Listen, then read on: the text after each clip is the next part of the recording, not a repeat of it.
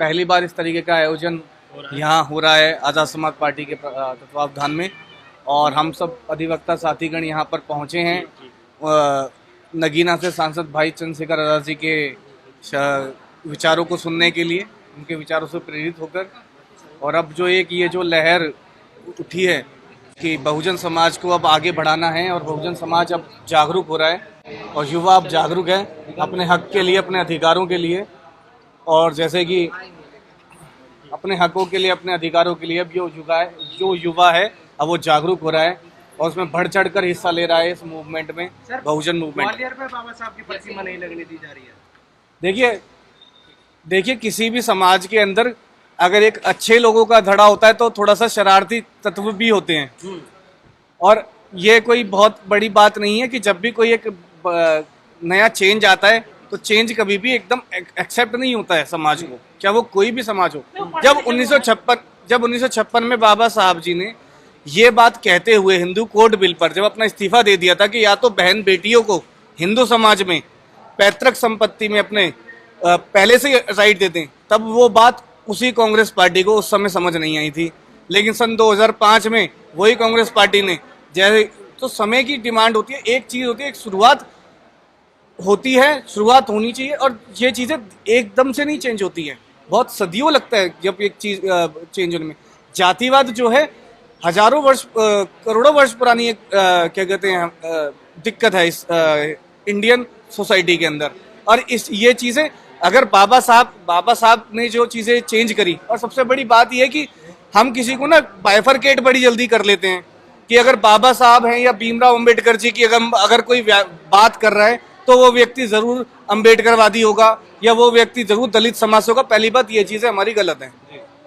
अगर वो एक क्या कहते हैं उन्होंने अगर जो भी चीजें करी, संविधान लिखा, कॉन्स्टिट्यूशन लिखा, उसके बेसिस पर एडमिनिस्ट्रेशन चल रहा है इस देश का, तो वो जरूरी थोड़ी है कि वो सिर्फ अंबेडकरवादी लोगों के लिए ही फायदेमंद है वो संविधान।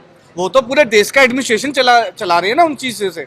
तो ऐसा तो नहीं है कि अगर उन्होंने कोई चीज करी तो वो चीज सिर्फ के दलित समाज के ही फायदे के लिए की। उसमें महिलाओं के भी अधिकारों की उन्होंने बात करी, बच्चों की भी बात करी, बुजुर्गों की भी बात करी, सभी के लिए उन्होंने किया। ये तो बाइफरकेट हम जो करते हैं ना कि अब दो महापुरुष है, दोनों महापुरुषों की अपनी अपनी जगह पर वैल्यू है। हम ये नहीं करें कि राम का अपना क्या कहते हैं वजूद नहीं है। अगर ऐसा हम कह रहे हैं कि बाबा साहब का अपना वजूद है, और हम जब इन चीजों को कंपैरिजन करते हैं ना, बाबा साहब की साइड में राम की प्रतिमा लगा दी जाए। हम ये कह रहे हैं कि बाबा साहब की प्रतिमा, हम लोकतंत्र का सबसे बड़ा मंदिर है, क्या कहते हैं भारत की संसद, उसके प्रांगण में भी तो बाबा साहब की प्रतिमा तब से ही लगी हुई है, तो इसमें क्या गलत है? और कहीं पर भी लगनी चाहिए। मैं कहता हूँ महापुरुषों की प्रतिमाएं लगनी चाहिए, इसमें कोई दिक्कत नहीं है। हमें राम की प्रतिमा से भी लगने से कोई दिक्कत नहीं है। हाँ जी, देखो कुछ ना जातिवादी लोग होते हैं ना, तो उनको एक पॉलिटिकल वेंडेटा चाहिए होता है। देखिए होता क्या है ना कि अगर सभी अच्छे निकलेंगे ना, तो जो अब जब सब अच्छे निकलते ना, उनको अपनी राजनीति करनी है, और उनको खुद भी इस बात का पता है कि ज्यादा दिन तक वो इस इशू पर ज्यादा दिन अपनी राजनीतिक रोटियां नहीं सेक पाएंगे, क्योंकि मूर्ति ऐसा नहीं है कि ग्वालियर में लगेगी तो ही मूर्ति लगेगी। मूर्तियां तो पूरे देश भर में है बाबा साहब की, हर जगह पर है बाबा साहब को मानने वाले। और ये बात बिल्कुल गलत है कि बाबा साहब को मानने वाले उनके फॉलोवर सिर्फ दलित वर्ग से ही आते हैं। उसमें महिलाएं भी हैं, बुजुर्ग भी हैं, बच्चे भी हैं। जिन्होंने बाबा साहब को पढ़ा है और उनका दिया हुआ संविधान पढ़ा है, वो इस बात को बखूबी जानता है कि बाबा साहब ने सर्व समाज के लिए किया। ये बात बिल्कुल गलत है कि कुछ एक वर्ग ऐसे निकल कर आते हैं। और वो मैं कह रहा हूँ, जो भी अब ग्वालियर की घटना का जिक्र कर रहे हैं, जो भी मिश्रा जी हैं या पाठक जी हैं, वटएवर उनका जो भी नाम है, उनको पॉलिटिकल, उनको राजनीतिक रूप से उनको कोई पहचान नहीं रहा। अब वो अपनी पहचान बनाने के लिए विरोध करेंगे तो हमारी पहचान बनेगी। और वो अपनी पहचान कहाँ बनाना चाह रहे हैं? वो एक विशेष वर्ग, एक विशेष पार्टी के अंदर अपनी पैंट बनाना चाह रहे हैं, उसके लिए ये विरोध कर रहे हैं। सिर्फ विरोध के लिए विरोध नहीं करना चाहिए, मेरा मानना ये।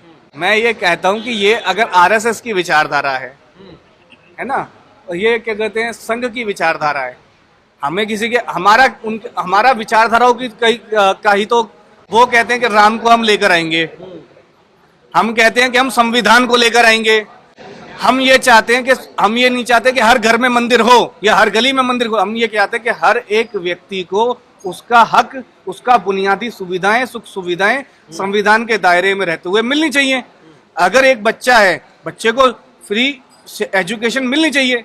हम संविधान की बात करते हैं, वो राम की बात करते हैं। हम कहते हैं भाई रोजगार लेकर आओ, वो कहते हैं मंदिर बनाओ। हम उस चीज को विश्वास नहीं करते। मैं कह रहा हूं मंदिर बनाओ, लेकिन उसमें अगर मंदिर बनेगा तो नौकरी किसको मिलेगी? वहां पर पंडित कौन रखा जाएगा? क्या दलित समाज के पंडित को वो लोग एक्सेप्ट कर लेंगे? नहीं कर सकते। तो मेरा सिर्फ इतना कहना है कि ये देश जो है संविधान से चलेगा, और बाकी किसी की भी कोई भी विचारधारा हो सकती है, किसी का कोई अपना मानना है। हम तो राम के भी खिलाफ थोड़ी हैं। सर्व समाज में सभी का योगदान होता है, ठीक है ना? तो ये